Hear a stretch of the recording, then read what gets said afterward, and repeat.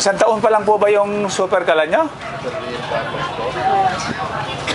Kumusta po yung paggamit? Mrs. Kumusta yung paggamit yung super kalan nyo? Maganda ba? Isang taon na, ano? Saan po ba nyo iuwi, ma'am? Tika rito kayo sa Solano? Ano ba sabi ng mga nakakita ng super kalan nyo? Nagagandahan ba nila? Tipid, ano sir? Kaya nga po yun. Pagka may lamesa po, gusto rin yung may lamesa, pwede rin. Saan po kayo dito sa Solano? Ay, Barangay Quirino. Ayan po, mag-uwi na kayo. Kalapit lang pala tayo. Diyan kami sa may Purigay Eatery. Ay, dun ho. Tapat po kami doon. Doon kami nakatira sa may kilawa Mr. Fred Ay, malapit lang sa Gabain.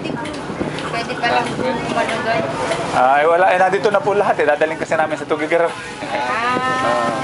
Maganda, makakuha na kayo. Kaya po, nag-aayos nga kami kasi may pyesa sa Tugigaraw. Matatapos naman na rito.